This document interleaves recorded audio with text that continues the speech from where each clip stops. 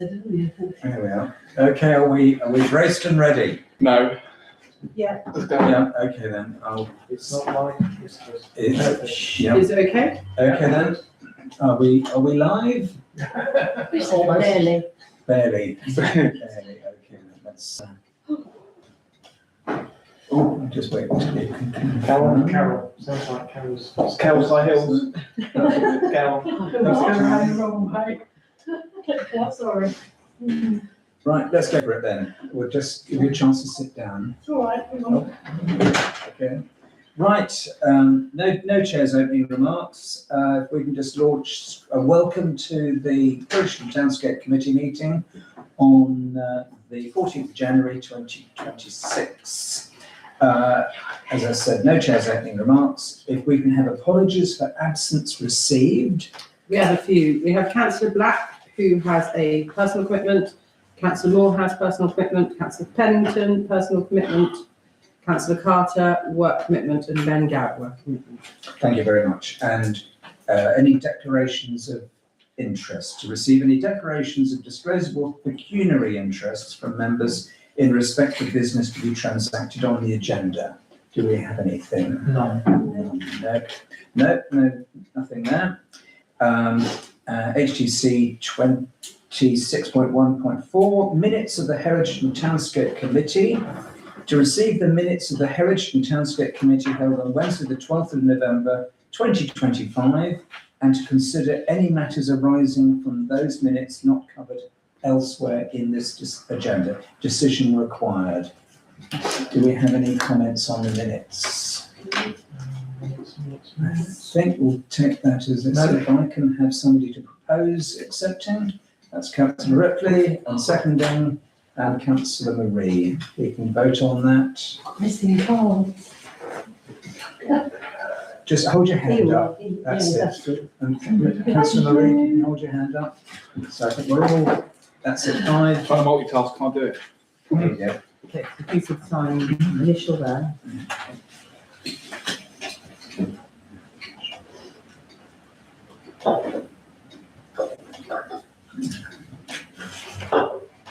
Oh, you've got to, sorry, it's double-sided today. Oh, yeah.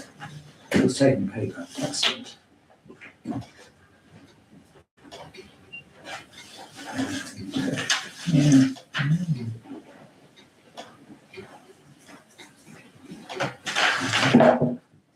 And if you just sign.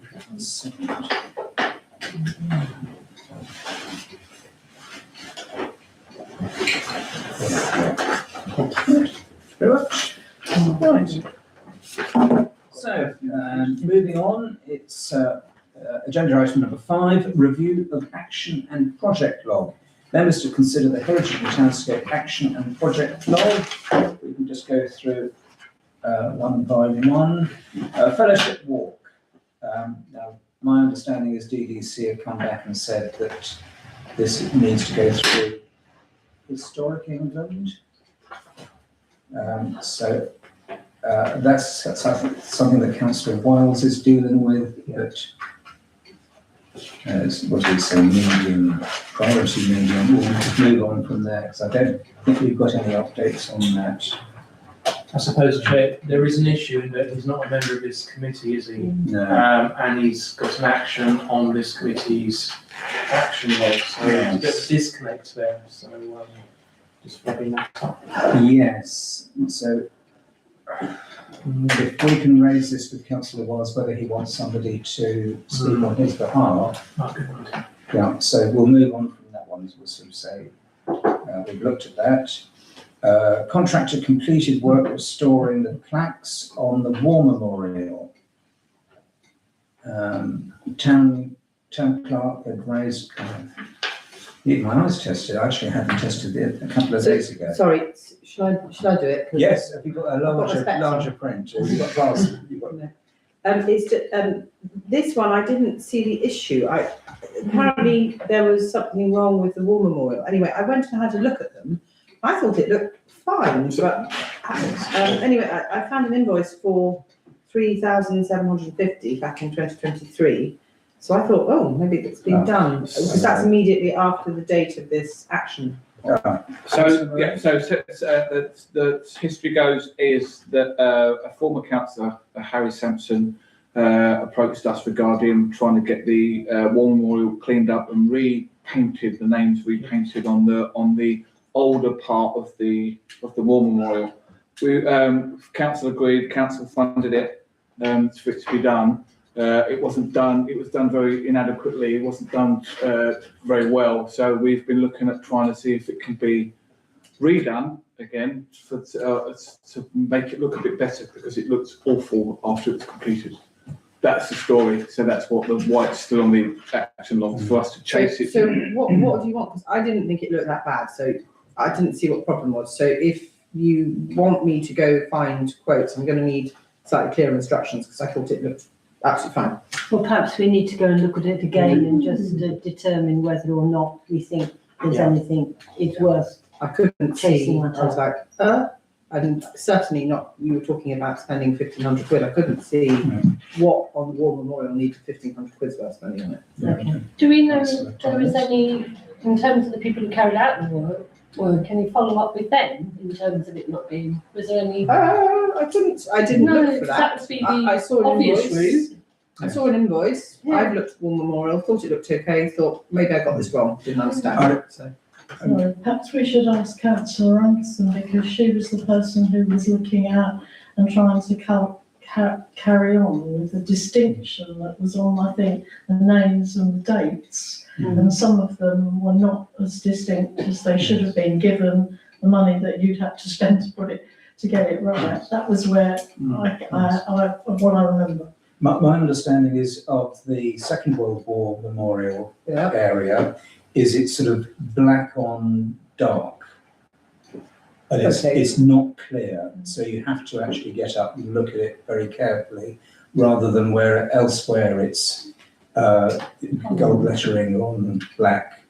So World War II is black on black, Essentially, yes. and the others is contrasted. That's it. So it's increasing that contrast. Okay. And So, under the previous assistant town clerk, I gave details of a guilder who had been recommended to me by a local business owner, and that seemed to have just got dropped through a gap somewhere. So there was a name put forward, because we actually, I think we might even have had a quote for somebody locally to do it, but it is about putting the gold gilt back on the parts of the memorial that are not clear and showing it is, as Councillor Knight said, black on black. Can I make a suggestion? Maybe a couple of councillors from this committee can go and have a nosy and have a proper detailed look and stuff, and see if it needs anything needs doing to it. Because otherwise we're just going to be wasting money again. And Councillor Tomlin? I was just wondering, I don't know if it's sensitive to say this, but our local resident Carvin individual might be able to give an opinion, because she deals with all sorts of stones, and she. It's No, not stone, it's metal. metal. Oh, it's metal, Yeah. And I'd be happy to go and look if somebody too. Yeah. Well, So- if you come and get me from the office, I'll Yeah. pop in as well. Yeah. And certainly the distinction between the black and black, or the black and dark. It was that part of it that was to be gold, whatever the materials it goes on. Is it me being completely out of date? But 3,750 for them doing it not properly in the first place seems like an awful lot of money. Well, I can't recall. I mean, this is back to 23, so. No, I know it's before our era. That 3,750 invoice was for September Repair. 2023. Oh, okay. So it was 2 months after this action, which is why I thought, I don't think we're going to be able to say, oh, you didn't do it right in 2023. No. 3 years later. And I think it was more than cleaning, I would hope. I think it was repairs. But It was, I seem to remember something. Yeah. Yeah, still quite a lot. Okay. I know, just one final point, and again, probably a bit pie in the sky, but I wonder if it'd be something that a volunteer type skilled person might be able to do. Is that an option? So If it's let, So when the community caretaker scheme gets set up eventually, one of the priorities I want to put on the list is to have a good clean up of that memorial. I tried to get it done, but I did speak to DDC, see if they'd have a go at it with the town sprucer before the remembrance service, but he was so busy he couldn't do it. So my plan is the community caretakers, it's a community thing, it's a community war memorial, so it'd be a good idea to get people involved to clean it up and make it a bit more brighter than what it is. End of February. Brilliant. Yeah. Right, brilliant. Move on to bus shelter. Do we have anything more on the bus shelter? I think the last week there was that Dover District Council had basically said, that's it, there's no more money and over and done with. Hard luck. Yes, I don't know if there's anything else on that. Otherwise, Can I just, sorry, can Yes. I just ask how this is going to get resolved? Because although they've said there's no more money, yeah, it still is a problem and it's still causing residents sort of Yes. concerns. And we've just had some terrible cold spell. And so what would be the next step for the council, or are they not considering, or you're not considering the next step? Not at the moment. no. I think we discussed somewhere about getting sponsorship to put ends or something. There was discussion about the sort of sides going on, because the bus shelter has moved from putting decorative, engraved glass and everything with sides to, well, you've got What is one, that? move on. But it can have sides, can't it? I would imagine so. So the first thing is I don't know which bus shelter this One is. just outside here. Just On the immediately forecourt. On the forecourt. down here. So, What, there? That yeah, one? Yes. yeah. So So in I, fact, it's got back but no sides. Yes. so I do believe that if you were to have sides put on it, you'd have to have a brand new shelter put in. So that it's structurally made differently to having the sides on to having no sides, if you see what I mean. So it's got, there's more to put on for the structure for, yeah, you see what I mean. So I believe if we do that, it has to be a complete new replacement, and that will cost a hell of a lot more money. Well, I mean, I can, because this is the first time I've looked at it, I can contact Kent Highways and find out. Because I mean, like, there's nothing in the STC budget as things stand for a new bus shelter. Yes, I think it's Kent Highways and Dover District Council. Because Dover District Council put that in, I believe. Yeah. Yes, it was part of the project. Part of the redevelopment of the square, Yeah. the forecourt, or something. So it's more Dover District Council. Right.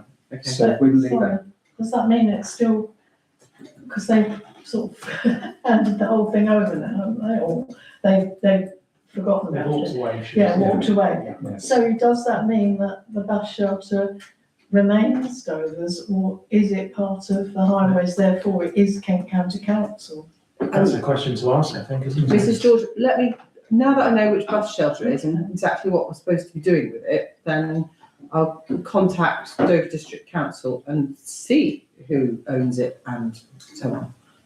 And then that's at least a first step. And then, you know, if it's theirs, we can try and get them to do something. And if it's ours, we can think about ways to pay for it. So, I think, establishing ownership is the right Yeah. first step, and then we can have a discussion. Yeah. Because I think if DDC do own it, then we need to try and put pressure on So I them. can just hear all the uproar. Yes. Next one is the proposed ramp at Ainslie Court. And I think we'd reached the point at the last one where I was able to say that I'd contacted planning, and planning have said we must have a planning application go through. Now, I don't mind doing a very amateur planning application, but there will be a cost involved in terms of submitting it. So as long as the council, whether this is going to be a council cost, Do you know what sort of cost we're talking about? oh, it'll be hundreds of pounds. You're kidding? That's, planning it. yeah, So what I would suggest is, from where we started, there was an amount of money in the it budget. was 2,500. Yes, it was. Yeah. So I think we need to have played back to this committee the costings for taking this forward. Yeah. Which includes The the planning planning, application. In that case, I'll take it on myself to get a cost for the planning application and possibly draft something that would match what a planning application should look like. Mhm. I've done planning applications myself, so Yeah. I'm familiar with that.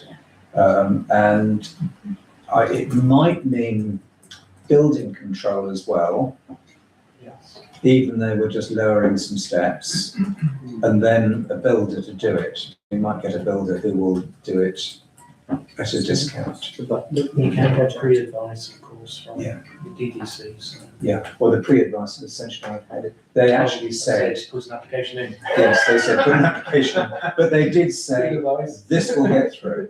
Okay. But they sort of said that there is no, what's the word? Where they're able to give Precedent, no precedent for it being done not so before. much a precedent, but they can sort of say, just go ahead with it. Park you or whatever. Right, Do you so want to give yourself that's a an time action frame, from me. Councillor Mallet, I beg your do pardon? you want to give yourself a time frame? Oh, well, for the next meeting, so that's, was it 2 months? And the next one, notice boards in Braille we discussed briefly. We've marked that as low priority. Do we want to discuss that at the moment? There isn't any information on it because the Blind Association they don't really know, and they said they'd go away and have a think and a look, which was Yeah. just pre-Christmas. I haven't chased it since then, but they haven't come back to me. Right. I did actually email Kelly Green just to see if Dover had a system that for assisting blind people around and giving them information on information boards. But again, I don't know whether she's on holiday, but she doesn't come back either, No. which is unusual. But Right, yeah, so that's so I will, as soon as I hear something, I'll update you. brilliant, so that's on hold. The next one is climate action strategy. Can we remove this from the action log? Because we have this routinely as an agenda item. So we're sort of talking about it twice. So that, and Councillor Pennington has written a nice little report, which I propose to read out at the most appropriate point. Then we've got town clerk to go back to KHS to say not satisfied with the response on Tollbury. Can we revise that to KCC? Oh, yeah. well, KCC, yes. Kent Highways. Yeah, highways, yes. Yeah. So That's okay, isn't it? KCC highways. KCC Highways, that's it. So have we had anything back from KCC Highways? There's a report in the transport that, yeah, there's a report later on. Oh, right, okay then. Investigate Faversham Community Bus Scheme.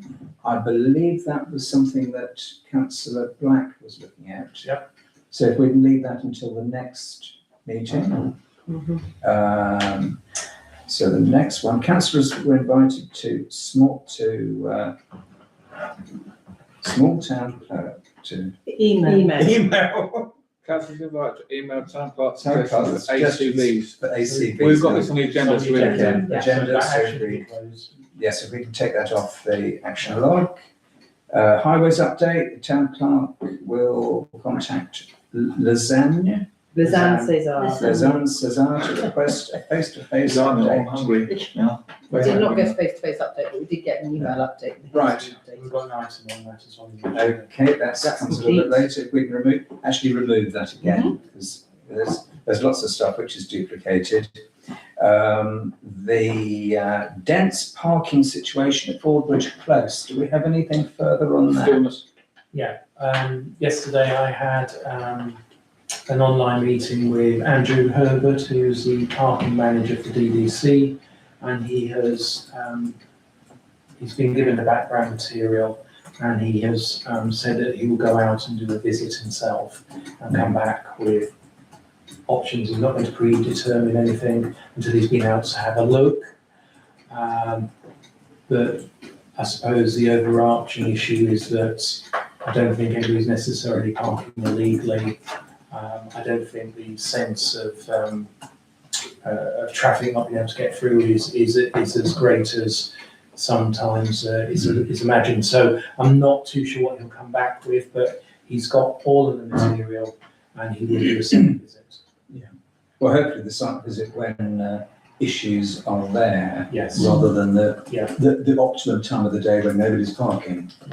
Well, part of it is people parking during the day. It's the suggestion is people coming into town and parking there, and the train station, Monday to Friday. Yeah. Because they've moved those lines further back down St Bart's Road. So you've lost about 10 spaces.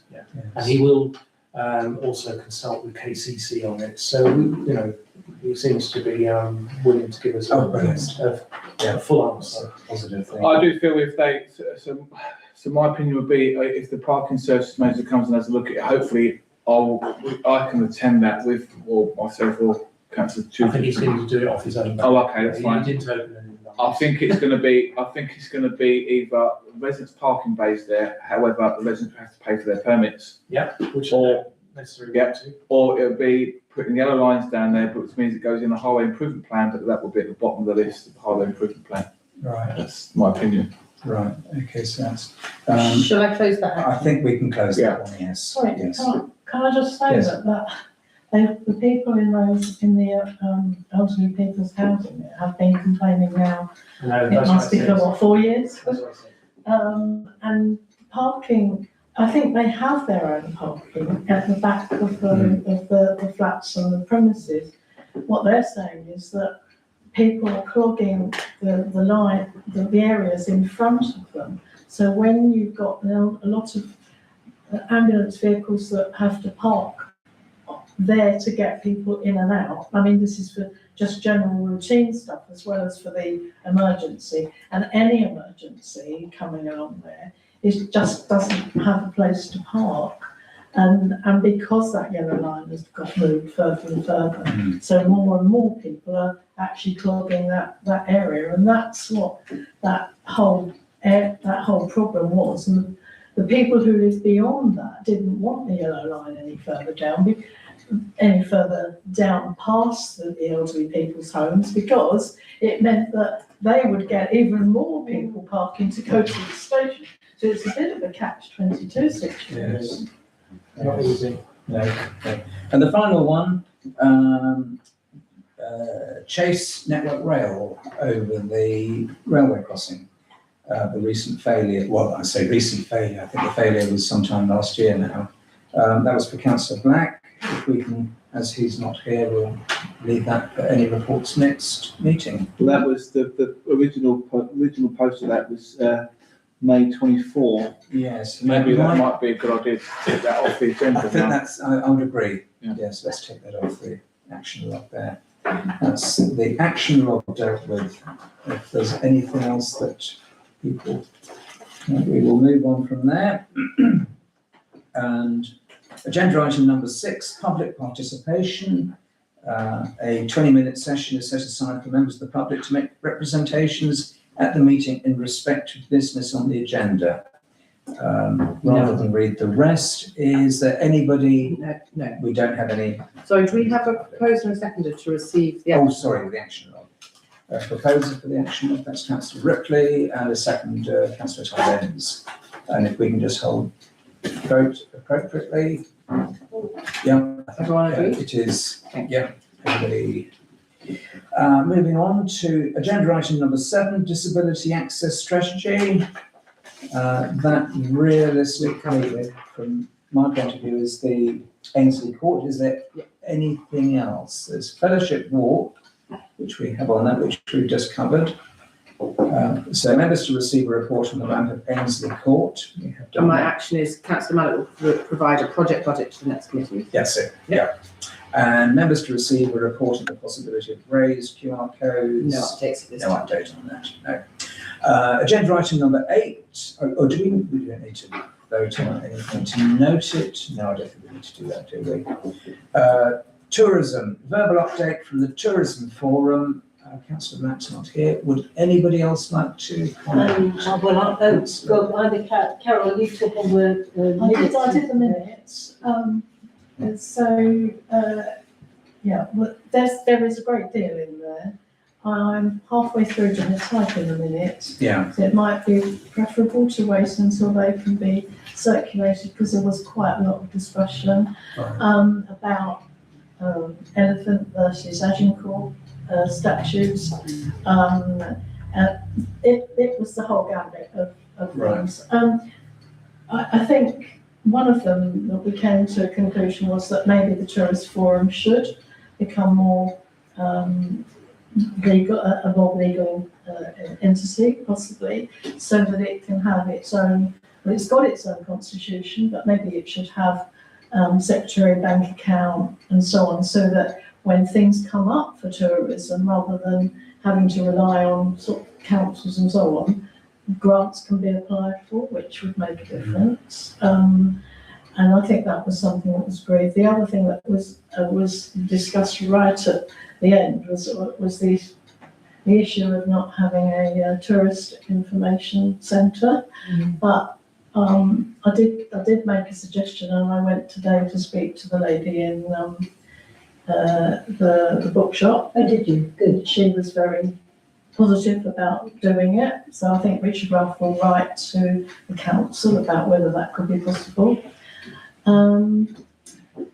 Yeah, I can look at the agenda and have another look and see what else that came up if you want. If there's any highlights. Do you want me to read out some of my notes while we're at it? So Yes, I mean, I have, sorry, that's a good idea. I think realistically, highlights anything that we should. just, mentioned the blue plaque scheme. That's good, yeah. About St Clement's, which is really exciting. What's happening there, as Father Sebastian put into action, is it's going to make it a real tourist attraction.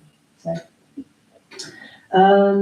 we had a talk from the Compass Group about what they did and how they were doing it. That was very interesting.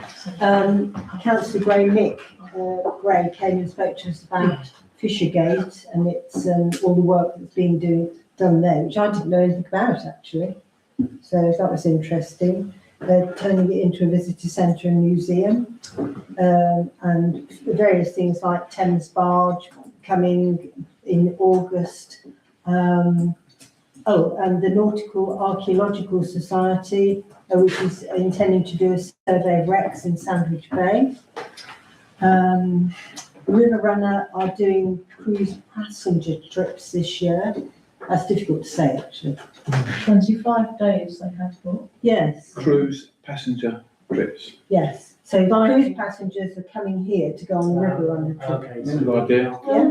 And spending whatever part they don't have on the river, the rest of it will be spent in the town. It's like a day trip to Sandwich. And they've already got 25 trips booked That's brilliant. on different days. Yes. So It's got to be me driving I around. think it was Viking Cruises. So Yeah, right, yeah. Viking, wasn't it? Yeah. So that's about the limited, my relevant notes. Anything And you're else? going to create a new brochure, I think. Yeah, that's true. We need to get together on that as well. Then there was the visitor centre, and the British sandwich, the sandwich for sandwich on the British Sandwich Week, proposed by, looking at, from Terry. And this is all to do with bringing extra people into the town. I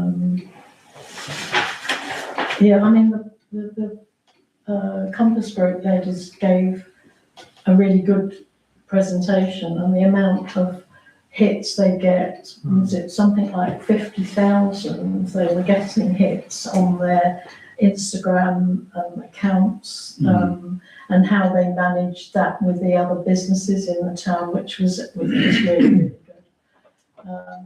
I have got notes here, and I will. Sorry, Lynn, I'd forgotten. I'd actually got them in this book. That's right. I'll type up the Lynn. Right, so I've got a couple of questions. First of all, it was fed back to me. Can you just clarify whether it was stated that STC is paving the way for a planning application for the elephant? Did anybody say that in the meeting? To say planning application for. STC was paving the way for a planning application for the elephant on the quay. No, SDC, we made it very clear, SDC weren't doing that. Okay, that's We- good. We Okay, made that's it right. very clear, two of us made it, Okay. well, in fact, three of us made it extremely clear that, that And that's helpful, that's helpful. we also had said that because it had got into the press in the way it did, it had caused extreme embarrassment to Sandwich Town Council and to Dover District Council. So no, we explained that we'd actually put in a pre-planning application so that we can find out what it is we would need to do to put one in there. That's fine. There was no, we also agreed that if we did need a commemorative, not plaque, but stand for the Battle of Agincourt, there was no conflict. You could have both if you wanted to. It's about applying for, setting it up and applying to and getting the enthusiasm. Yeah. So no, there was no question that I think SDC. there was a was mishearing then.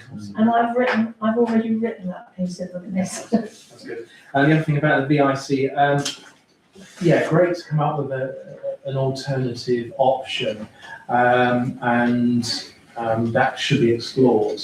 The only issue I might have is that within the conversation, some of the old chestnuts were discussed, and really the council itself has gone around and around on this issue. From my perspective, it doesn't really help to then be told, well, actually the preference is, and we're going back from outside, the preference is, and it rehashes some of the things that we are struggling with accepting ourselves. So I think the council has to solve this itself. I think reopening the doors to where the bus stop is just a non-starter, it really is. But that's a personal view, the council will decide that ultimately. But certainly there's a lot of issues about combining the VIC with the volunteers in the space in the museum. There's very limited space there, and we have other lighter touch ways in which we might deal with it. My only concern would be, in terms of the shop, to run a VIC, it shouldn't be assumed that it's a light touch. I mean, putting leaflets in there is fine because there's leaflets in the phone box, but to run a VIC is quite a time-consuming element at different times of the year. Apparently, I mean, they've already got in there absolutely everything. They've got the town guides, they've got lots of books on Kent, they've got the compass map, and they do already get sort of people wandering in. I mean, this was a possible solution to the problems which we seem to have had for quite a long time since they decided, since that was abandoned, the original one was abandoned. So, and it was about the willingness of someone to perhaps take that on. So that's all I established. I'll go and have a chat with them because actually, I mean, where the gap is well, and it's not a complete gap. Where the gap is at the weekends. Yes. And it's not a complete gap because museum volunteers at the weekends do provide tourism advice. But they're not Just- doing it officially, Well, Mr. Can Mayor. It depends what you mean by officially or not. I Well, we mean, did ask that. That was the first thing we asked, Can I just whether say- or not they would do it. Well, I mean, it always has been done in there. There is by the door, there's a cupboard full of tourist info. And I'm very informed. on that level, they're happy to do it. I think it's, if it becomes more tourist information than museum, that will cause the issue with the Which volunteers. was why, so I know you want to go first. I just wanted to say to you, Mrs. George, that I've been asked by the Museum and Archives Committee to produce a report on this very subject. And I've spoken to lots of the stakeholders involved, one-to-one, so that I've got a picture of all of the different points of view, and the pros and cons from their perspective of all the various different options. And I will be putting that report to the Museum and Archives. we were only Committee. trying to get something to happen before this summer comes. Councillor Maria? Yeah, so apologies, there's some concerns I have there. So The council runs the tourist information, it has done for years. Well, I don't know, apologies, but I don't know why the tourism forum hasn't approached the council in the first instance instead of going to other places. My also concern is that myself and Councillor Ripley spent 20 weeks, 20 Saturdays, every single Saturday in the summer on a tourist information store outside, giving out leaflets, telling people what the best places to go, etc., etc. So that was covered in the summer. We don't need the weekend stuff in the winter because it's a quiet season. Nothing's happening. I'm not doing, as a personal, for my career, I'm not doing all the tours and the stuff that I normally do in the summer. It's a summer thing. So we are pretty quiet. I just think it's been certain things, including the elephant, certain things are being taken away and spoken about and bits and pieces, and it's quite concerning for the council because the council is supposed to be running these certain things. We obviously, I'm not against the tourism forum at all. It's just that if there's a discussion that's needed regarding tourism, come to the council. Don't just decide to go and do what you feel. Sorry, can I just say that I don't think that was the intention in the tourist forum. It was just what can we do to help to make things in the interim, work slightly better until there's a definitive answer to the question, what are we going to do with the tourism stuff. I think that was just this could possibly help in the interim. So it wasn't Mrs. George? taking it over. Yes, it's been on the tourism agenda, and it was actually taken up originally by Councillor Wiles 2 years ago, what was going to happen for the tourist information centre. There was lots and lots of discussions then, nothing happened. We're still sat here with the same issues because things almost got a bit worse after that. It isn't, with respect, I don't think it is totally about just the summer, because what we want is tourism in the winter. In fact, we want it all the year round. So, and yes, we know that to come into the Guildhall, they'll get a response when it's open. They'll get a response in the museum when it's open. But that doesn't mean there's anywhere official that points people in a direction. And my understanding was that under tourism, even before this forum was created, the tourism centre was run by purely by volunteers. There was one lady, I think, who was part-time paid. So we're only picking up, we're not interfering. No, I'm not saying We're only picking up what has been on an agenda for 2 years, and like everyone here, you see something that sits and sits and sits. And quite frankly, just to say, right, it's on here, we might come up with some ideas. Is that all right, Sandwich Town Council, for us to carry that forward? Seems just another month's delay. I think we've covered everything now. So unless there's anything new, if we can leave it at that. That's fine. But I think basically Tourism Forum is coming up with ideas and presenting them. Great, and let it carry on. But at the moment, unless there's anything new, we'll move on to the next one, which is climate change. Do we need to note this? I don't think. I think there's no note of noting it. An update on the tourism forum was received? Yes, I think so. We'll just say we've received it. So if somebody can propose that. Councillor Tomlins and Councillor Ripley seconding, and we're noting we've received the comments and note and reports from Tourism Forum. Moving on to climate emergency, and Councillor Marie, you didn't note whether you are in it. Thank you. Members to consider the development of a climate action strategy. Now, this is something that a little report that Councillor Pennington very kindly has sent through, and I propose us to read it through and pass it on to Town Clerk for proposing it included in the magazine, either the next one or the one after, because I understand that the current one is quite full. Yes. So climate change, your town council's response. We are all aware of climate change. It's not just the sources of the scenes of devastation and floods which reaches through the media. It's the awareness that our own weather is becoming more extreme and unpredictable. We all have to do our bit to conserve energy as costs rise. Your town council is determined to support the town's natural habitat to save energy and to keep its costs down wherever possible. Point one, responding in the management of our offices. Lighting. We have made the lighting throughout the Guildhall much more efficient, particularly by using LED bulbs, so saving energy and cutting our bills. Next point, insulation. A major programme of insulation in the loft, increasing both the quality of the insulation and the interface between the old and the recent parts of the building will make a significant cost and energy saving. Next point, staff awareness. All staff are encouraged to play a part by switching lights off when not needed, turning radiators to the lowest comfortable setting, and generally being aware of the need to save energy. Second point, number 2, responding to in the preservation of the town's natural environment. The natural reserves where the council participates in management have a special role in the town. Gaze and Salts is a well-known habitat for many species and provides an excellent place for young and old alike to be more conscious of our precious natural heritage. Monk's Wall Wetland Reserve is growing in popularity, and the facilities there for observation are to be improved.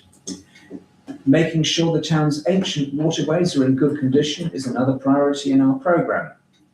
Other ventures where the council is not directly involved also have important net roles. For instance, the Sandwich Bird Observatory. Third point, responding through support to community-run organisations. The council supports several organisations which enhance the beauty of the town and add to the natural variety, such as Sandwich in Bloom. It's surprising how much difference we can make as individual organisations and together as a community. Brackets, for instance, the measures we have implemented in the Guildhall alone are estimated to save more than 1.9 tonnes of CO2. Many of these initiatives depend on the hard work and commitment of volunteers, and we are grateful to them. I think thanks to Martin Pennington for coming up with this. I don't know if this is something that we can put on the website, possibly. Would you please forward it? Yes, I will do that. Or do you have, is it just a hard copy? No, I've got, I can forward that to you. And then going on from there. Can I? Yeah, jolly good report, but he listed habitats that the council is involved in protecting and completely missed the fact that the council owns the donkey paddock, that is now a local nature reserve. And also missed the fact that with the permission of Dover District Council, volunteers in the Sandwich Environmental Conservation Group are not only maintaining the donkey paddock, but are also maintaining the flower beds along the rope walk and maintaining them for pollinators in mind. I'll just take a note of that. What I'll do is I'll amend this, pass it back to Martin just so that it remains in his report, and then pass it back to you for inclusion. So that's the pollinators, basically supporting pollinators in flower beds. And the donkey paddock. And the donkey paddock. That's rope walk and butts. Rope walk mostly, isn't it? Yes, rope walk and just across the road. Of course, the town council also owns Cowley's Meadow. Yes. There's a potential project should the council be interested in enhancing or improving habitats. So basically maintaining it as a grassland at the moment. Yeah. Yeah. But I'm going on. Yeah, because we can add the waterways, we can add a great deal. There is an agreement by the council to increase tree planting in Cowley's Meadow, immediately adjacent to the donkey paddock. Yeah. Yes. So the council's already approving that sort of thing. Yeah. So we wouldn't want people not to know that. No, I think it's a case of we this could become too long. It's bite-sized at the moment, and then we can add to it and put other things as well, because otherwise there is an awful lot that we can add to it. Councillor Ripley? Just to mention about the trees and etc. We were hoping for the voluntary tree warden to submit her report for today. Unfortunately, she's had a family bereavement and she hasn't been able to do that. But that does include planting Cowleys Meadow and all over the town, basically. Yes. So that's quite a comprehensive report, which hopefully we'll have for the next meeting. Yes, just as we're talking about trees on the climate change element, Monkswell will be putting in about, I think it's 412 trees in one of the sections that is suitable for trees, because many parts of Monkswell isn't suitable, but there is one area that is. And there'll be a call out for volunteers in end of February, beginning of March. Right, if we can, we've got decisions required, but if we can note this at the moment, because I don't think there's any decisions needed. No, so my feedback is, it feels like what Councillor Penton done is he's done an audit of what already exists, and that's good, and the content is helpful, and it does explain what is already in place.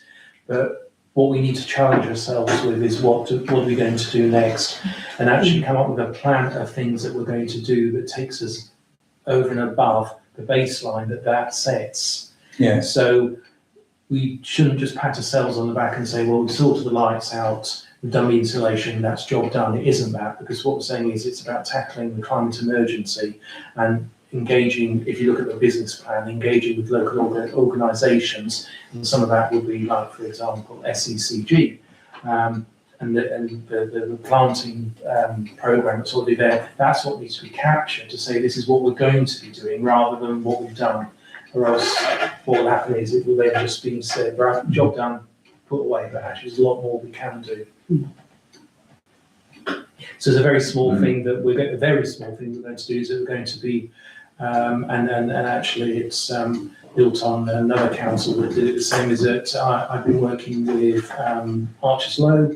We're going to be doing a scheme where local residents can purchase a fruit tree for £5. The council will be supporting that by adding some more money into the mix, and Archers Low are going to be giving the trees at discount price. That is a small thing, but actually it's a very clear thing about something else that we're going to do in the town, where local residents can purchase it for £5, put it in their garden, fruit tree. They'll be asked to put it in their front garden and prove they've done that.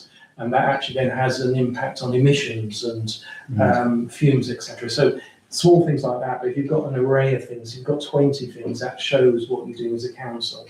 And when I mentioned that to council at the last meeting before Councillor Penton did it, he looked at the Deal website, Deal Town Council. They have a programme of things that they will do this year, and they will do the following year. That was the point of it being in a business plan. So that's a good tick. Yes. Big tick. Big tick. But it's what do we do next? Yes, and I think decisions required. I think at the moment we can note. Yeah. But I think we can also note your comments that the future, what comes next. Yeah. So if we can note this, unless there's any other comments, no, we will note this. Can I have a proposal? Councillor Ripley, propose, Councillor Marie, seconding, and if we can vote on this.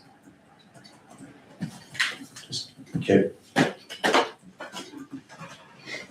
Right, agenda item 10, ACVs. We discussed this briefly at the last meeting. There was a report circulated that had been prepared by Councillor Gray.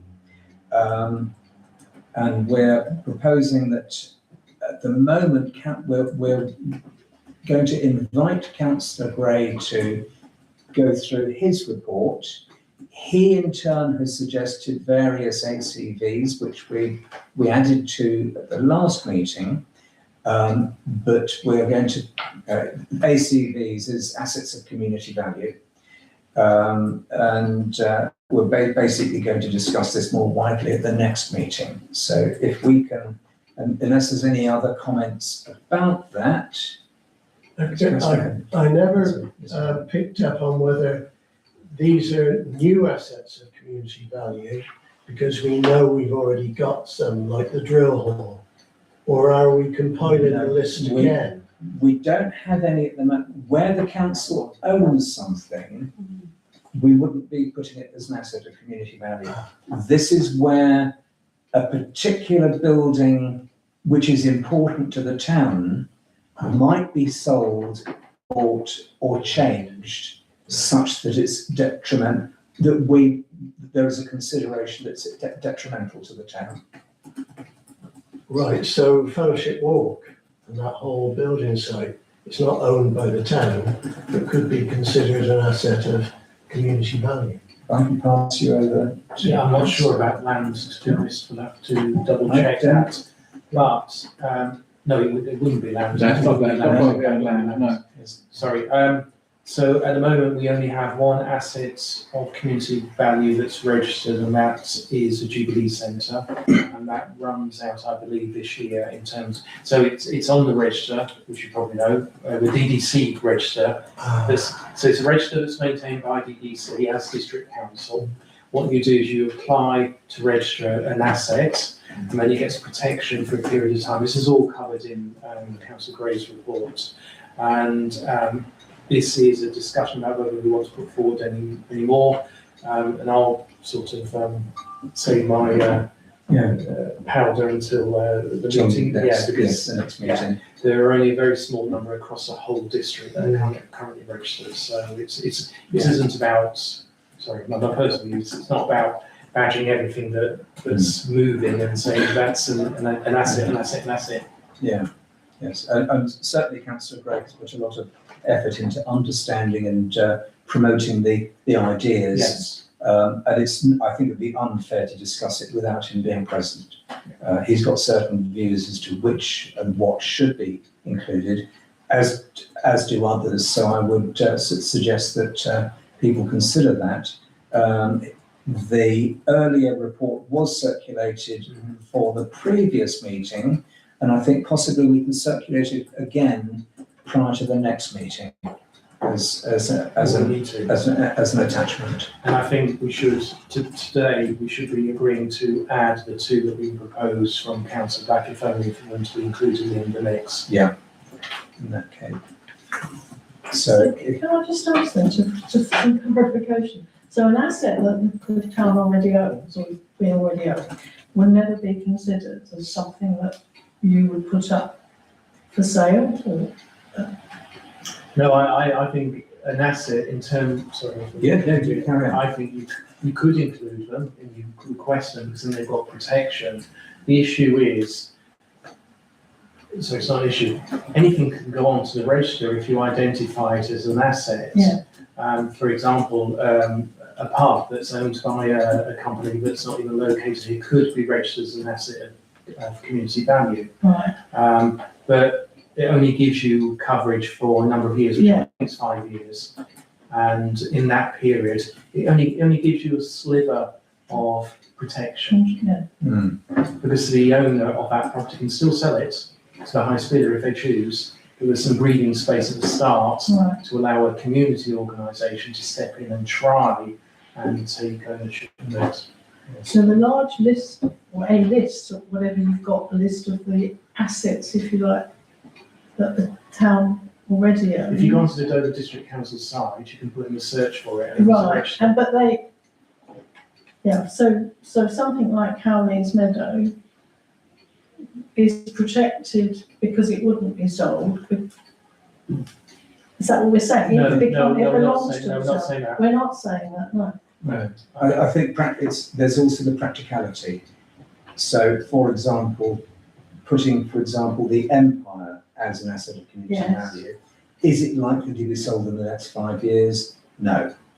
is it owned by an organisation that might sell it? Right. No, it's owned by the Tollbridge Fund.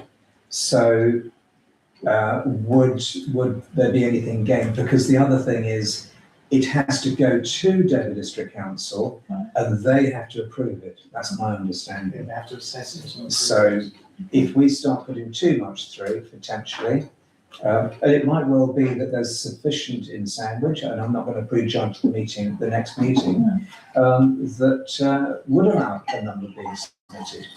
But it's Dover District Council is the decider. I think I best read the report. Yeah. And Yes. lands can be registered. Yes, thank you. Right, so if we can move on from there, if we can have a decision, so if we can note that we've decided to delay this until Councillor Gray is able to present to us, hopefully at the next meeting. And we're agreeing to add in. And the other two, So it's Soldiers Green Playground, and what's the other one? You said, it's the two near, there's the one on the new development, which is called, it's gone.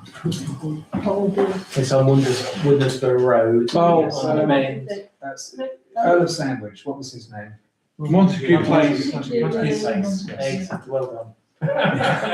Well, I mean, I knew Jeff didn't. Yeah, Montague Place and the Calder's Gardens. Yes. Play park. So if we can vote on that, or can we make a proposer? Councillor Chuka has proposed and Councillor Marie has seconded. No, Councillor Rutley or Councillor Tomlins has seconded. Councillor Tomlins has seconded. Yeah, seconded. that's going to be a long meeting, so that Yeah. hopefully the agenda's quite low. And that if one. we can just vote on that, Yeah. I think we're all in agreement. Thank you very much. Resilience plan, agenda item 11, resilience plan. This is something that I think has sat on my desk for a while. What I would, I have since, if I can just have a quick word and then pass it over to the committee. I've been going through various resilience plans and emergency plans because it depends on what you want to call it. It's often emergency plans of various councils. Generally speaking, I start to read it and I lose all will to live. So I don't want to, if I'm going to be involved in this and come up with something, I don't want to do something which is a repeat of an emergency plan that nobody will read. And the other thing to consider, if it's a real emergency, generally speaking, those that know how to deal with emergencies step in and take over, and hopefully everything works. And they say to us, go home. So what I would propose, which is to get things going, is an option to have a website page which is information for improving the resilience of the town so that we're pointing people in the right direction for various bits of information. So, for example, calling it whatever, help, advice or emergency, where to go, where to look and who to call. So, for example, we have a block which will remain empty forever, hopefully, which is for an emergency. So people will know if there's an emergency, go on the town council website, click, look for help, look for whatever, and you know where to look for the latest information. And that might just simply pass you over to Kent Police, the Fire Brigade, Environment Agency. But basically, lots of links to advice, including, for example, Dover District Council's resilience pages, the emergency planning, Sandwich Community Hub, for example. But fundamentally, to be able to say, if you need help on accommodation, so access to housing, furniture, utilities, fire precautions, food insecurity, obviously Sandwich Pantry, water and flooding, what to do, but not that we're telling them, we're able to point them at saying, these are the experts. Money matters, citizens' advice, possibly. You've got the Martin Lewis pages, that sort of thing. but actually being quite flexible, looking at it a little bit laterally, health and mental well-being, community hub, for example, scams and fraud alerts. You post the community information, so being able to post, but so that there is a single point of access to information to help, and that is a starting point. See how that goes in terms of actually really helping people without trying to write page after page of what food to stock, whether you should keep 10 gallons of water to one side, 3 days of food. Let somebody else do that, because otherwise there's 50,000 websites throughout the country saying keep 3 days of food. I don't really see the point of repeating that. But I don't mind taking that as an action to present a sample web page for the next meeting, which we can hopefully agree on, and then pass it through to the town clerk to just basically upload onto the website. But, so that is my contribution there. Any thoughts?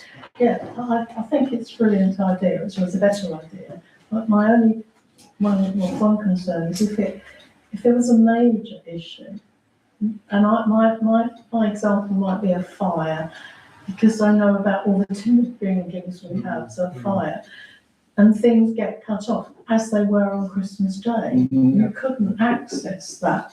Our phones went down. Our phones went down. Yeah, the We were not able signal to box use went our down as well, telephones yeah. at all. That's amazing, because I'm on the Woodlandsborough connection, and that's. And we have two different suppliers. No one could access that. But So we couldn't look. So if there was a major fire, and I'm sure the fire brigade and their emergency services would come in and Yes. tell us what to do or where to go. But you see smoke and you want to be safe, I suppose. What is the process for things like that? If it's with the fire brigade or the emergency services, that's fine. But maybe that needs to be pointed out as well, that there isn't one place that we go. That's the point of this, is I take your point that if the web breaks when the emergency happens that you want to look up, whatever you do, whatever we do, where we put the information, ultimately it goes online.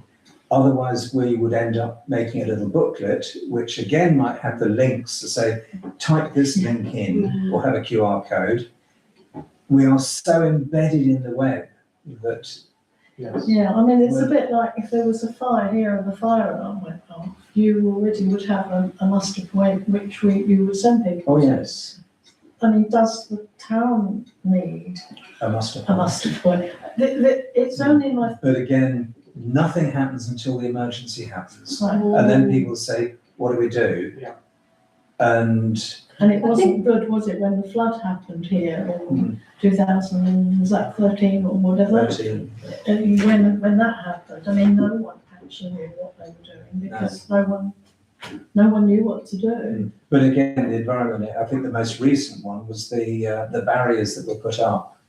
In the middle of the road. Yes, by the But that environment came agents. from the Environment Agency. And that's something that we would have had nothing to do with.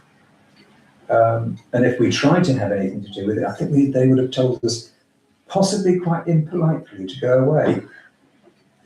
It's a difficult one. Councillor Marie? Yeah, so I've dealt with emergency plans, resilient plans with the Kent Resilience Forum as a KCC community warden and an enforcement officer of Canterbury Council, and I've also dealt with them on a national scale as a police officer in London. So I've got a vast experience regarding these emergency plans. I do feel a hard copy is needed, because as Carol said, that when the Christmas Day, the signal went as well. The town was back in its medieval times for 2 hours on Christmas Day. I mean, I was eating my Christmas dinner by candlelight, so in one of the pubs. So it was it was quite scary, especially when the phones, no one's phones was working. Regarding muster points and stuff, I do feel we should split the town like we do for when we do our elections, north and south. So the north area has the Guildhall, the south area has the Jubilee Centre. That's because the Jubilee Centre is the centre of the south ward. Regarding contacts, myself and I do believe Councillor Tuke as well, when we had that really, really bad storm last year, when half the town flooded, I was getting numerous amount of phone calls and emails, and I was running around the town in the pouring rain, giving my personal dehumidifiers and stuff to the school, so the school kept running and stuff. And me and Councillor Tuke worked quite closely with that. So that's the whole idea of us being around in case there is an emergency. They can contact us because we would have the vast information from others, like districts or counties, to see what's going on, because we would get get some sort of feedback. And also, as I said, the social media side of things, because myself, I share a lot of stuff. Councillor Chuka shares a lot of stuff. You share a lot of stuff as well, Councillor Mate. So I do feel that hard copies need, and it should be split. The visit should be split into two sections, north and south. Same as north, same as south, and working it around those certain areas, because it's different. Because the town is a medieval town, and Carol's quite right. If there's a fire, it can, especially in the summer, it can be like a tinder box, and quite a few places could go up. Yeah, I had. If I my hand has gone. Yeah. Sorry, I do try and make a point with my hand. I had thought of many of the things that you've said, and what I thought to say is, this is a starting point. This gets the kind of information that will be helpful immediately and generally. Then picking the bits that, as you say, need to be available, even possibly as a fridge magnet. Because who, given a booklet, or let's say 2 or 3 sheets, 12-page booklet, something, whatever, you get it. Oh yeah, okay, then I'll put it in that drawer there. It goes, it vanishes. Possibly a sticker with a QR code, and I appreciate your comments about with the power going, but we reach a point where, what do we do? Councillor Ripley? I think we need to be realistic that we're never going to be able to cover all the bases.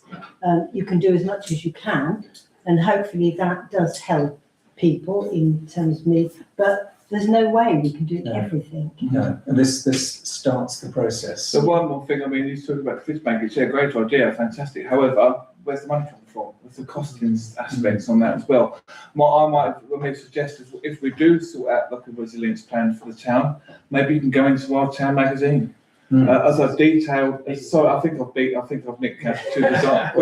They're putting a detailed little tiny little booklet within the booklet. In that case, a QR code in the magazine. So, but yeah, we're going back to what Carol said regarding if the web goes down. But who keeps the magazine? Again, it's the booklet that goes in the drawer that vanishes. We're going around in circles. Yeah. If your phone's dead, how can you call it the emergency services? You can, I think we, Councillor Chuka? yeah, we'll see. Yeah, so I think what, as a town council, we would need is, we need a resilience plan that informs us as councillors what steps are taken depending on the emergency that exists. So for example, a lot of the action will take place at a county level. We just need to know, and a paper copy is the right thing to do, is that each councillor or nominated councillors have the Bible that we use, which really is just a signposter to who we need to make contact with. We can then include it in the magazine to say, in times of emergency, this is what you need to do, and it's just 2 or 3 bullets. So it's not that difficult, I don't think, because most of the work will not be done by the town council, but we will be seen as people to contact, and we need to just be prepared to know who. So if it's a fire brigade, obviously. Yeah. But then again, there'll be repercussions beyond that, and you talked about some of that in terms of what we got there. So it's just knowing what are the signposts that the councillors should have a close call to help people. Because it becomes a thinking piece. Can I just add something to what Councillor Suka's just said? Because I was thinking that you to save, if you like, the work that would involve for everybody, you've got the emergency services, the fire brigade, if police, could you not actually ask them to send you a report or a document that says, in in such an emergency like a fire, Yes, what would they, we do that. that- There is a Kent Resilience yes, as organisation. part of, yeah, Yes. sorry. Sorry, then, Councillor So- Murray, then Councillor. So the aspect of it goes down the food chain, so it starts at central government to local government, KCC district, and then town. We are the lowest of that food chain, so and it's with the county that directs the local authority, because then technically we pay for them via them with our precepts, so that is how it's directed. I might even suggest, as we are elected members from the town, there's 16 of us. I'm sure not all 16 are not going to be out of town on that certain day. If anything does happen, well, we are given a list of stuff to do. So if anything does happen, then we can phone up. So because if it goes to the point where something happens in our town that's quite substantial, then that's when the emergency plan kicks in at Dover, and that's when they start contracting like the town clerks of the parishes to the mayors of the parishes, etc., etc. But maybe a good idea for the elected members, if each time someone's elected or yearly, is given a document that they can hold or they can print or whatever to keep handy in case they need it. Councillor Tomlin? Yeah, I think making the point that every key organisation has their, it is decided it's top down, and they decide what happens depending on the degree of a major incident, like that'll be health, police, fire, and they all coordinate. But I think there is an issue with local information that is about trust, isn't it? People aren't always going to look outward at big organisations, and they don't know who's responsible for whatever. I think the issues with paper copies of things is they're so quickly out of date. Yes. But I do think what you're saying is a really good idea as a start point. And I think it's not just about emergency resilience in extreme cases. It's also the idea of providing those links for people here and now, like the food bank and contacts and the pantry, link maybe to the website. I think, in verifying those organisations, because people's crisis can be on a small level, and not just the major level. Yes, because I've seen on It's a good certainly way to online, coordinate it. people saying, "What do I do? Yeah. I'm hungry." Yeah.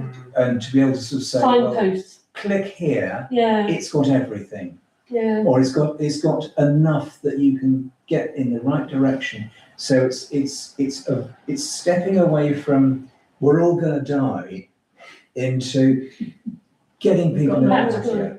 Yeah, and we are lucky because we are a community Yeah, here, yeah. and I think people will look within that community, whether they do it on social media or not. But I do like this idea of building a resource, and we can, however that works, I don't know, but whether it's a working party or whatever, but you've got to be able to verify. We had a recent thing with an organisation acting as something that they weren't. We need to be able to verify those people because there are opportunistic. And once it's online, people Yeah, can see it and say, that's not real. yeah, because currently I think we kind of think that everybody knows it because it's all there, but it's not. It's it's determining what's helpful and what's not, and what's real and what's not. It's too much information is as bad as no information, really. Yeah. So from a trusted source, which is hopefully the local council, Us. I think it's a good building point. So we could definitely replace a meeting document that's a duplication, that could become emergency. Yes. Emergency or help. Anything else from this? And just the other thing, Yes, please. if we have a specific official role as councillors, that would be good to see clarity on, really. And Or I is it think just optional? That Is it comes. moral? How are we guided by that? Yes, I see that as coming on to subsequent meetings. Yeah. It's getting something, because I've sort of seen this and I've been kicking myself saying, I've committed to do something, I'm finally doing something. I know there's an awful lot more. One of the ideas I've thought of is, for example, if there was to be because Sandwich basically is sitting here waiting for a flood. Flood. Like 50 the UK. 40, 50 years time maybe. But what can we do that will actually help? Struggling to find, and I think the only things I can think of are providing boxes so people can take their precious things upstairs, because who has a box? An available box. or the advice to say, take your car out of town and park it a bit higher up, so that one of the most expensive things you have isn't destroyed. Beyond that, or who lives where, who needs help. So a list of people who need help. Bit dodgy that with the GDPR and whether we actually want that kind of list that potentially could get butted. And just finally, sorry, another point I was going to say at the time. What's happened with outsourcing of services is things aren't obviously named anymore. No. And that's one of the problems with people accessing help. They don't know what these organisations do, and they don't know, are they local authority or are they private business? It's completely mudded now. That's a very good. But no, I'll come back with something next meeting, which hopefully I can circulate, and we can add to or subtract and pass it on to town clerk. Will you find that, will you save the links? Because it will. Oh, well, everything, it'll be links as well. Yeah. So it'll be titles and links. Because a live Word document, I can then just basically cut and paste So- it. Cut and paste, yes. It's a suggestion we could all feed into. We'll all have a different bit of knowledge, won't we? Of Yes. contacts and organisations. Perfect, thank We you. could all feed that into you as, Yes. and not, I mean, you can start big and narrow it down, That's can't of you? But age it's, concern, the details Yes, of age yeah, concern, definitely, because yeah. that would come under health and mental well-being. yeah. I'm Support, I'm in the 70s or 80s or 90s, and I'm a bit lonely. What do I do? Well, I'm not really. Yeah. I'm getting there. What's your Tinder profile for Bit disclosure there. Okay, if we can. Now, are we going to note this or decide? I think decision. No, if we can note that I'll come back with a more complete version. So a proposal, proposer and seconder. So Councillor Ripley proposing and Councillor Chuka seconding. And that's unanimous. Highways update. Members to receive and report on highways and the HIP, the HIP. Can I pass that on to somebody who knows better than me? So if you look at the, if you look, Me? If you want to do that, Yes. I was gonna say, if you look at the HIP report, It's all in progress. it's the work in progress. If you look at the HIP report, each comment has been read as the latest updates. Yes. So I think we should note it because Yeah. none of it is for decision today. The only thing that was flagged up is around the SIDS. Now, we didn't, and maybe it's something we revisit when we do the next highway improvement plan version, because the SIDS, Kent County Council aren't willing to provide SIDS in 20-mile-per-hour zones.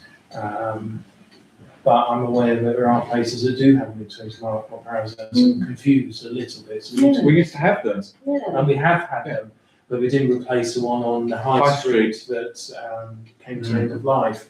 But I think I'm pretty sure in the documentation that Toby Butler provided, he talks about 20-mile-per-hour limitations around it. However, putting that aside, I think maybe we do need to look at SIDS, but it didn't come up as a priority in the HIP that we've currently got. The cost of a SID is probably circa 6,000 from purchase and installation costs. Yes. So it's not a small figure. I can get the details because we've got one in Woodensborough. Yes, that's where I've seen it, yeah. Yes, so the problem is somebody goes through, sees, oh, I've been caught speeding, I'll go and nick it. And actually, so we've lost What one. we take, They take it. Yeah, we had one nicked. Insured, so it's replaced, but yeah. so we were okay there, but obviously you've got to consider batteries as well, because they do, it lasts about 2 weeks, I think. Are they, So sorry, they're not just the ones that warn you of your speed that's it? and that they record. No, Oh, but someone thinks they record, so that's they it. They can. There are versions that, Yeah. well, no, sorry, not record, sorry. They capture data. Yeah. They capture data. So, yes, they capture data, they don't record who did it, No. You've done it. who done it, yes. Right, so, sort of with regard to the SIDS, are we proposing, I'll come back with a get a price from what we paid and where, but I would imagine, yes. I had this Toby Butler was an extremely nice and useful man. I sent him an email and he called me back, which is like a first for highways. And he is in charge of SIDS. So he's Mr. SIDS, and he said to me, it was Sandwich came to me about SIDS and then it went quiet. So I've got him on a current conversation, so I can go back to him and find out what exactly the locations are that's being considered and how much the cost would be. Yeah. Would you like me to do that? Yes, please. Yes, please. And Can I just ask, obviously, hopefully it can be a deterrent. However, what's happening with regarding Speedwatch? Is that being reset up again? Is that not? Is that stalled? Speedwatch. It's part of the town. We've spoken with the town team quite a lot. Yes, it was discussed. Town Park. I was given the name of a potential coordinator for Speedwatch, and I emailed him and said, "Are you enthusiastic?" And I had absolutely no thought. Was that Simon? That wasn't Simon Byers. No, it was a Someone different else. individual. That was the problem we had, wasn't it? That it was just such a small group of people who really were. And that's why we've done 9. So there was, before going on to that and talking about that, on the SID, which you mentioned his name, Simon Byers, I linked up with him and engaged with Toby Butler. It's a clear line from KCC. They will not provide SIDs in 20 mile per hour localities, and I'm actually looking at the information that he's given, and it's stated in there. And what Simon Byers was doing was trying to prove that actually there was equipment out there that could be sensitive enough in terms of 20 mile per hour. William has one. Yes, exactly. Yeah. So there are lots of there's lots of evidence that counters the view that's been given, but that's why we didn't get too far with Toby Butler, because I engaged with him alongside Simon Byers. So I'm not convinced that there's something to offer there unless we have it on the hip. And when we did the hip exercise, we didn't get that as a priority item, so we might have to look at that again. But the cost, I found a cost because it's online, and the equipment is around about £2,000 to £3,000. But then you have a massive wraparound in terms of KCC survey costs, installation costs. They will only provide the equipment, and it soon tots up to around about 6,000 plus. So that's the sort of ballpark we're looking at. And Simon Byers actually proved, because the Fair says he did an awful lot of work, and he proved that other counties and councils have installed this particular piece of equipment, and that it is available. He even went to the manufacturers to find out. They went to Kent County Council and did a demonstration or a presentation, but the Kent County Council will not adopt that particular camera, that works. Yeah. And of course, we have the added issue in Sandwich that you have a flow of traffic, so many meters for the camera to pick up the average speed that you're doing or overspeeding. And Sandwich doesn't have any real roads that are straight enough for anyone to measure, for anything that can have, that will measure that distance. Plus the fact that the pavements are not wide enough for a camera to stand there, and the buildings are not in alignment for that to happen either. So there was a massive problem. But Kent, as the Mayor has said, I think Kent are just not willing to think a little bit outside of the box and embrace something which is available to other counties. Yes. So, and I think the one in Wigan. I think didn't the local people buy that, or the local council Well, certainly paid for that? Woodensbrook, we bought ours. Yeah. There's one along the Alton Valley as well, isn't there? As you go down the hill into the top of the hill, you go down the top. Okay. Yeah. So they do have them. Councillor Marie? Yeah, so just look at the KCC website. So basically, Wingham have had a really, really big influx regarding stickers, posters, all the 20 stuff in the Wingham High Street area since it was redeveloped. And they've used a thing called the Emergency Active Travel Fund Scheme.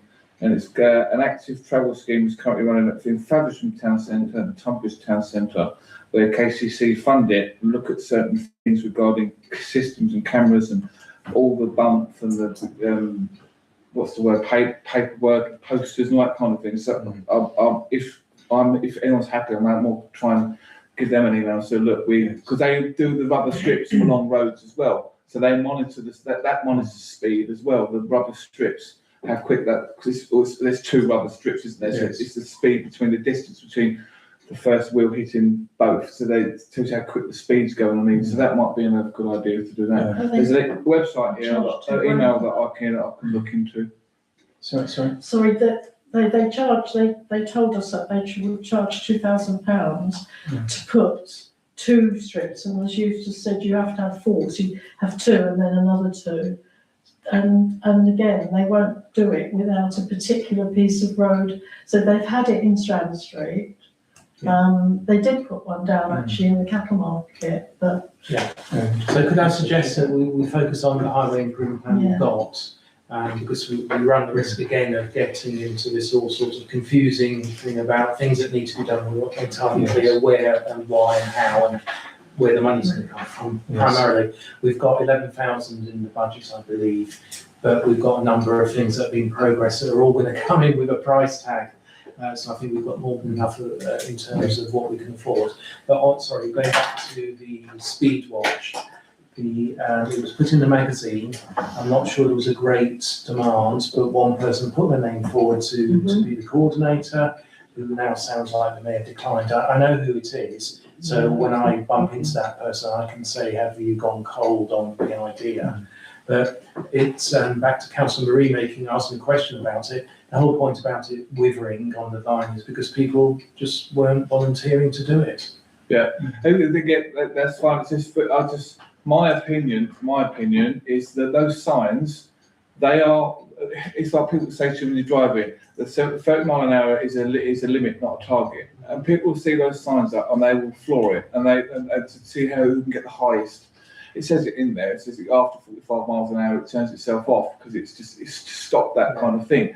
Then with the speed watch, they have the powers to report the person for speeding in a certain area, in a certain mile per hour zone, for them to go to send to Kent Police for them to say to issue them a letter of possible prosecution, or to say don't do it again. If you do it again within a year, or you caught again, you will get a 3 points and a £100 fine. they have to catch that particular person has to be reported 3 times before Kent Police will even look at sending the original letter. I mean, say this on camera, but I've been done a couple of times. But it's the legend to say stop it. No, not the bus. just stop. But yeah, and I only done it once. Right, before Councillor Marie. I'm going to incriminate myself. I'm going to keep my mouth. Digs himself in too big a hole. Can we just vote to note what we've been discussing? So a proposer and a seconder. So Councillor Chuka has proposed, Councillor Ripley has seconded, and we're voting unanimously. Do you want me to go back to Mr. Butler about costs at this point, or leave it until the next hit? I think we could have some costs. So when we discuss it next. Yes, if you say, but doesn't he say in his note he can't provide costs because it depends on the location, the surveying, the circumstances. So I'm not sure he can. Yes, I'll ask Joe, parish clerk in Williamsburg. I've met her, I can contact her. Oh, yes, no, Joe's very approachable. Yeah. Right, moving on to correspondence. Members to receive to receive the report from the clerk on any correspondence received. I don't believe there is any correspondence, so there's no correspondence. And last but not penultimate 14, items for information only matters for the March 2026. It's not to discuss now. Is there anything that anybody wants to raise to be included in the agenda for 2020, for the March 2026 meeting? At the moment, no, but we can always consider things later. Councillor Marie? I was thinking, obviously, because it's part of STC, because after March one is May, isn't it? Yes. Is that very much? April, May. Usually, Yeah, every other month. So the only reason I'm saying that is regarding the details and of the activities of the 800th anniversary of the mayor. I think the report needs to come in for the next H&T to go to full council, so it's, we can iron out the creases basically. So that will be an action for us three. Yes. We're on the steering group. So Yeah. Mayor 800, is that? Mayor 800th anniversary event. to, Celebrating 800 years of mayors. Yeah, so you're 800 years old. Yeah. so that's an agenda item to be included. Yeah. Right, item 15, date and time of next meeting, Wednesday, the 18th of March, 2026 at 6:30 in the council chamber. Thank you very much, everybody. It's a very interesting meeting, actually. Well, I found it. Quiet, don't I? Yes, you did. You were the one. That's the three meetings in the thinking about the last one. Yeah. 2.5 hours yesterday. What, how do you take that? No, so we don't want to do anything yet. Have I got one tomorrow? We can tell we're back to council. Just on. 8 o'clock. 8 o'clock on the nose. It's not so bad. The told was to start.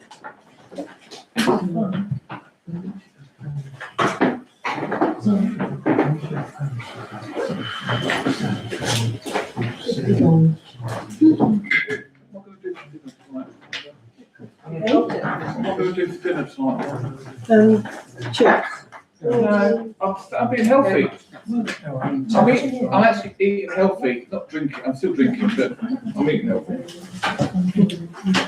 Yeah, what's your idea of health? I'm eating salad and quiches, but then down in 3 Guinnesses afterwards.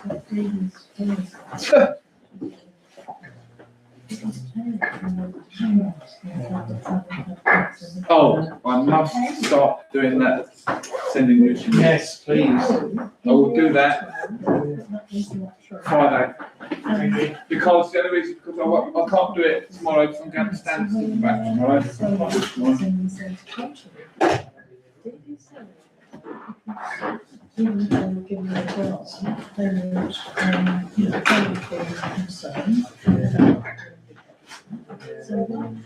and then